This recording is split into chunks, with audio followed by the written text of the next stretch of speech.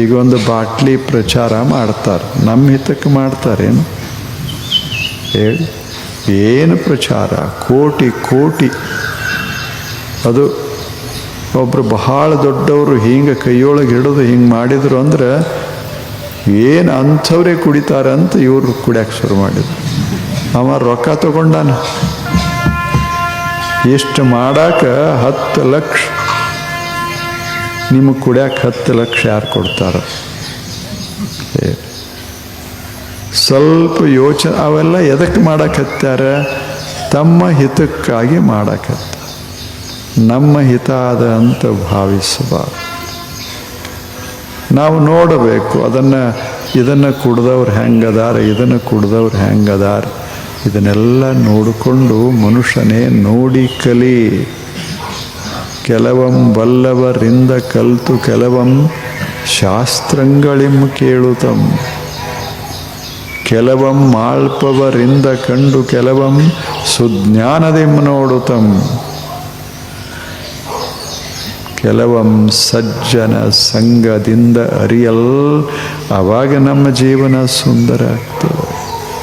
ಹೆಂಗದ ಜಗತ್ತು? ಇದು ಜಗತ್ತನ್ನು ಪರಮಾತ್ಮ ಪೇಂಟಿಂಗ್ ಮಾಡ್ತಾ ಇದ್ದಾನ, ಬರೀತಾ ಇದ್ದಾನ. The nature is painted. The nature is painted by the divine.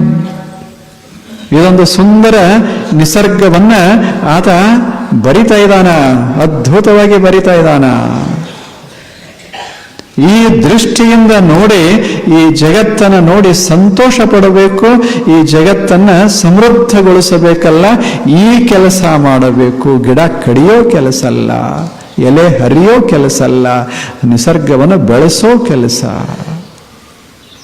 ನಿಸರ್ಗ ಹೋಯಿತು ಅಂದರೆ ನಗುಬನ ಹೋಯಿತು. ಹಾಗೆ ಸುತ್ತಮುತ್ತ ನಿಮ್ಮ ಮನೆಯೊಳಗೆ ಹೊರಗೆ ಎಲ್ಲಿ ಹೋದರೂ 1-4 ಗಿಡ, ಒಂದಿಷ್ಟು 4 ಹಸಿರು ಎಲೆ ಕಾಣಬೇಕೇ ವಿನಃ 2 ಹೂವು ಕಾಣಬೇಕೇ ವಿನಃ ಬರೀ ಇದ ರೊಕ್ಕ ರೊಕ್ಕ ರೊಕ್ಕ ಕಾಣಬಾರದು ಅಂತ ಅವರು ಯಾರು? ಆಕೆಗೆ ಹೇಳಕ್ಕೆ ಬರ್ತದ್ದಲ್ಲೇನು? ರೊಕ್ಕದ ಮನೆಯೊಳಗೆ ನೆಲೆಶಾನ ಪರಮಾತ್ಮ ಅಂತ ಹೇಳಕ್ಕೆ ಬರ್ತದ್ದಲ್ಲೇ? ಹೇಳಿಲ್ಲ. ಏನು ನಗುವನದೇ ತಾನು ನೆಲೆಶಾನ. ಇದು ಒಂದು ಕಂಠಪಾಠ ಮಾಡಿದರೆ ಸಾಕು. ಕಂಠಪಾಠ ಅಲ್ಲ, ಸುಮ್ಮನೆ ನೆನಪು ಮಾಡಿಕೊಂಡ್ರೆ ಸಾಕು. ಹಸರು ಅಂಗಿ ತೊಟ್ಟಾನ, ನೀಲ ಉಡುಗಿ ಹೊದ್ದಾನ, ಬೆಳಕಿನಲ್ಲಿ ಬಣ್ಣ ಬರದಾನ.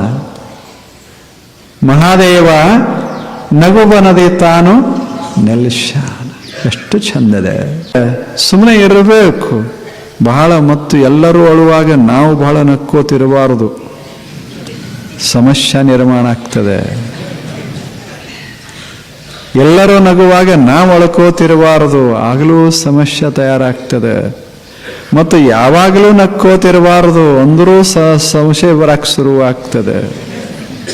ಈಗ ಕೂತಾಗ ನಕ್ಕಿರಿ, ಹಿಂಗೆ 1 ತಾಸು ನಕ್ಕೋತ ಹಂಗೆ ಮನೆ ಕಡೆ ನಕ್ಕೋತು ಆದ್ರೆ ಹೆಂಗಾಗಿ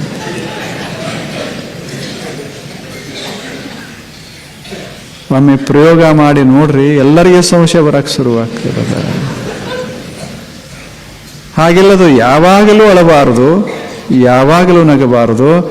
ನಗೋದು ಅಳೋದು ಸುಮ್ಮನೆ ಒಂದು ಕ್ಷಣ. ಹೇಗದ ಹಾಗೆ ಸುಮ್ಮನೆ ಸಹಜ.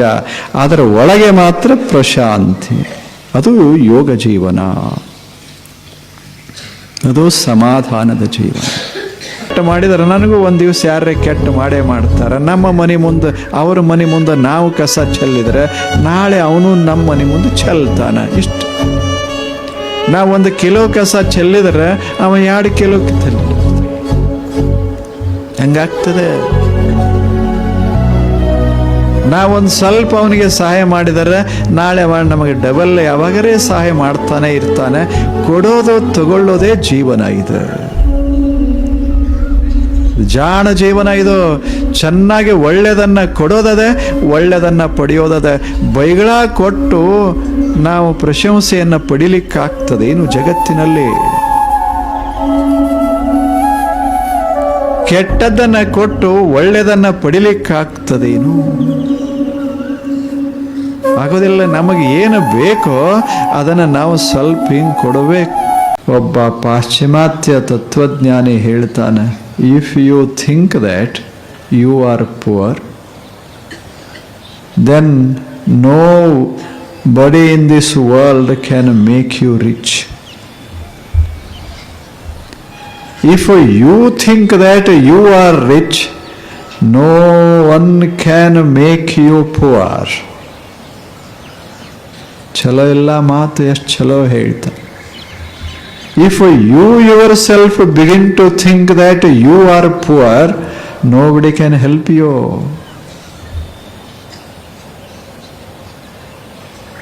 ನಾನು ಬಡವ ಅಂತ ನನ್ನ ತಲೆಯಾಗ ಹೊಕ್ಕುತ್ತೋ ಅಂದ್ರೆ ಯಾವ ದೇವರು ನನ್ನ ಶ್ರೀಮಂತ ಮಾಡೋಕ್ಕಾಗೋದಿಲ್ಲ. ನಾನು ಶ್ರೀಮಂತ ಅಂತ ಒಳಗೆ ಭಾವ ಬಂತು ಅಂದ್ರೆ ಯಾವ ದೇವರು ನಮ್ಮನ್ನು ಬಡವ ಮಾಡೋಕ್ಕಾಗೋದಿಲ್ಲ ಅಂತ ಅವ ಹೇಳ್ತಾ. ಬೇಕು ಒಳಗೆ ಒಂದಿಷ್ಟು ಆ ಭಾವ ಬರಬೇಕು.